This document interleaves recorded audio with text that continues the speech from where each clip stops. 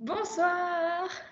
Bienvenue à ce nouveau petit DH sur les ondes, petite capsule même. Capsule cette fois-ci sur les documentaires. Voilà, vous allez me dire, mais Léa, franchement, on s'en balèque des documentaires. Mais non, parce que moi, je vais vous montrer la pépite de la pépite de la pépite du documentaire. Et une petite sélection du coup de 5 films, ça loge là-dessus, c'est parfait. 5 films personnellement, voilà, totalement subjectif, hein, que je case dans mon top 5 de ma vie, voilà, de mes chefs-d'œuvre. On va commencer directement, right now, par le premier documentaire, Human, de Yann Arthus Bertrand. Donc, j'espère que vous êtes très attentifs. Pourquoi ? Parce que je vois qu'il y en a beaucoup qui discutent dans les commentaires là. Hein. Non, je vais vous parler de ce film qui est absolument incroyable, qui est un film de Yann Arthus Bertrand.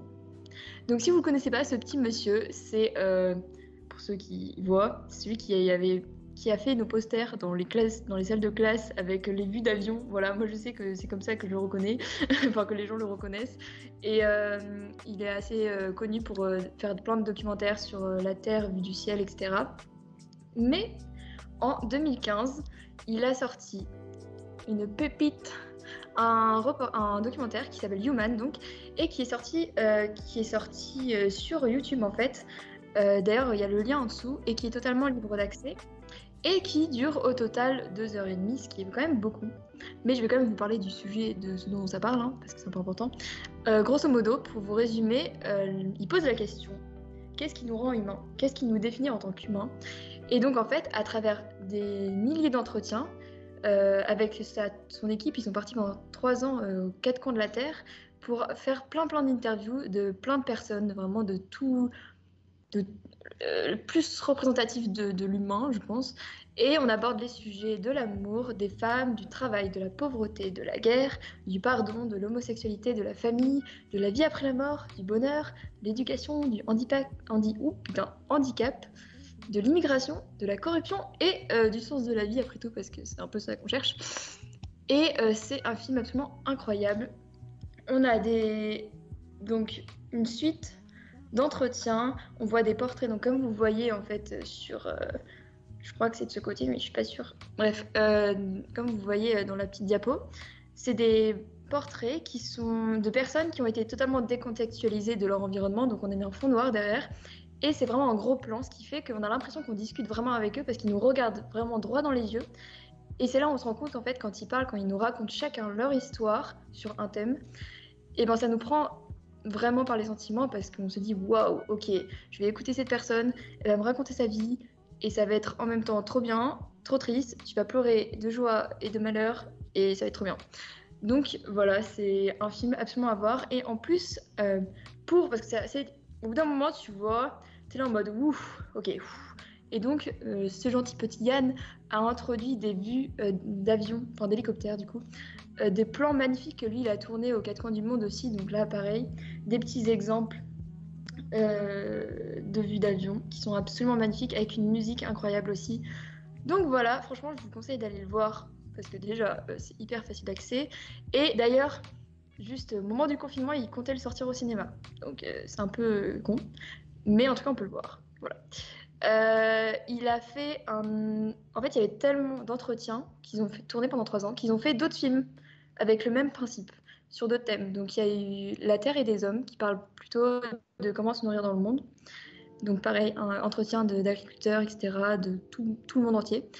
Et pareil, un film qui devait sortir là, à la rentrée, enfin là, maintenant, je sais plus où, qui s'appelle Woman et qui devait parler de la condition des femmes. Donc, allez checker cette pépite. Voilà, film suivant. Alors je regarde un petit peu les commentaires. Tout. Jules qui dit je préfère Terminator. Bon, bah je vais vous conseiller un petit film qui est absolument incroyable, mais je pense que c'est le film le plus dur psychologiquement de cette sélection.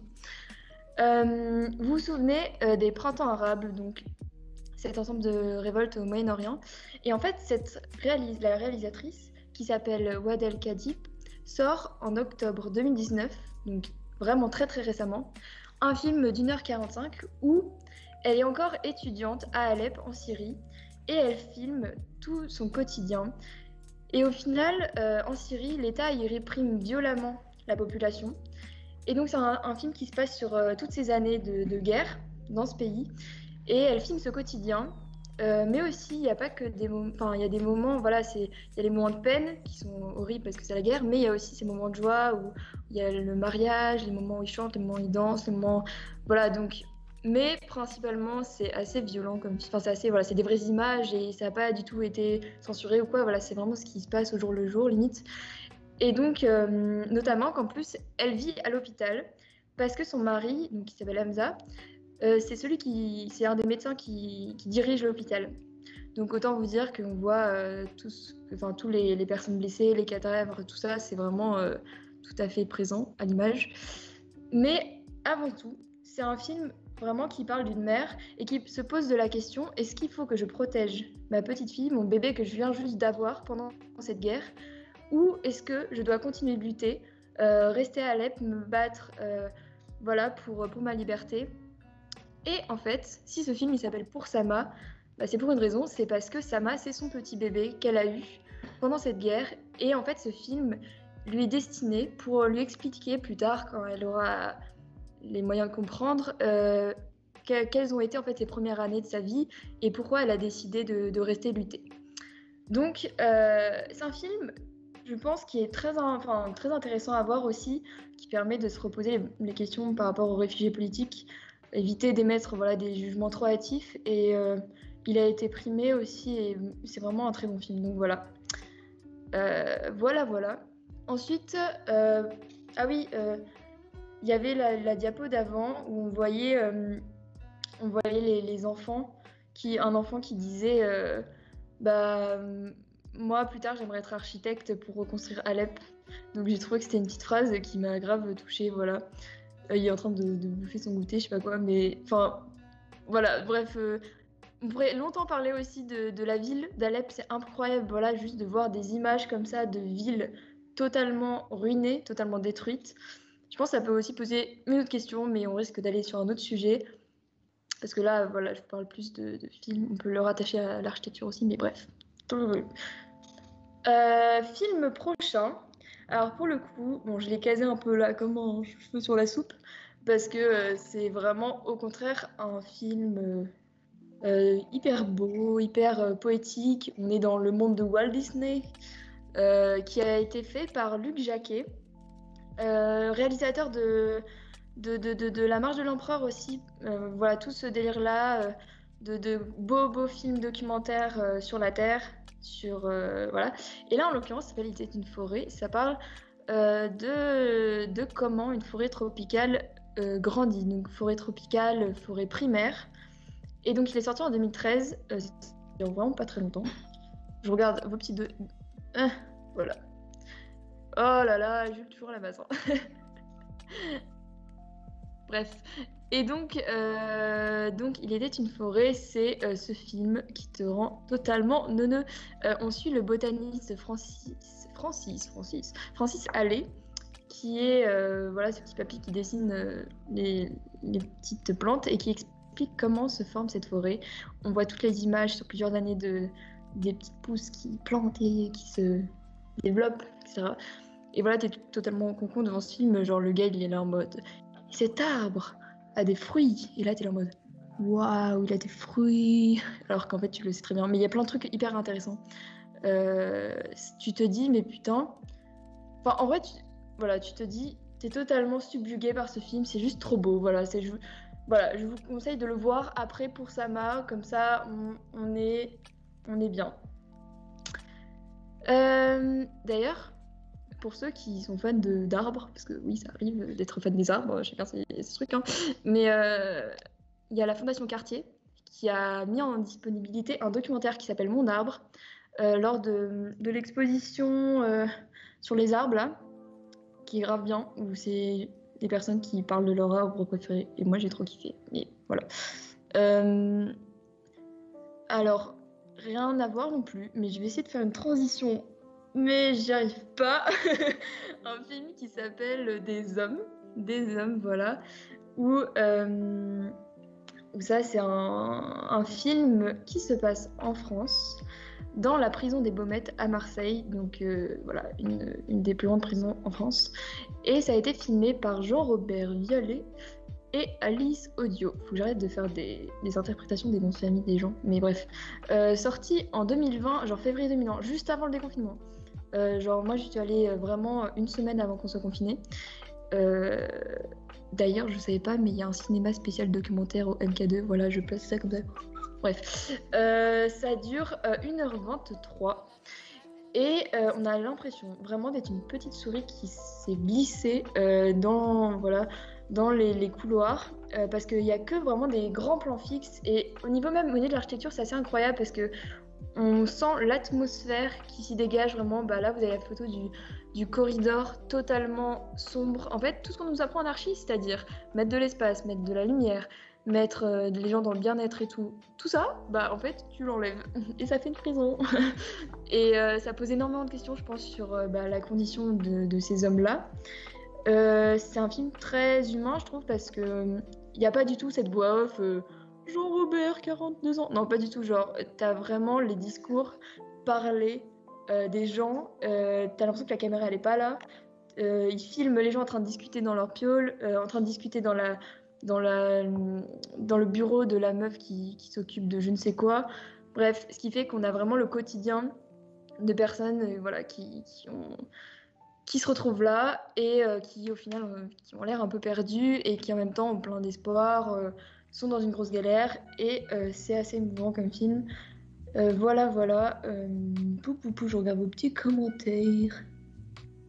Mhm. Franchement, je suis contente que ça vous plaise pour l'instant, mais voilà. Et ce que je voulais dire, c'est que franchement, moi, avant d'aller voir ce film, genre la prison, enfin tout ce qui était la prison, c'était un grand point d'interrogation en mode wow. Genre à la limite, je passais dans ma rue, je passais devant la prison, où je voyais des gens qui criaient, mais genre pour moi, c'était trop un univers what the fuck, je ne connais pas. Et franchement, voyez-le si vous êtes curieux de savoir qu'est-ce qui se passe vraiment en fait et quels sont les espoirs des gens. La plupart des gens disent bah moi, ce qui me manque le plus, c'est juste de retrouver mes proches.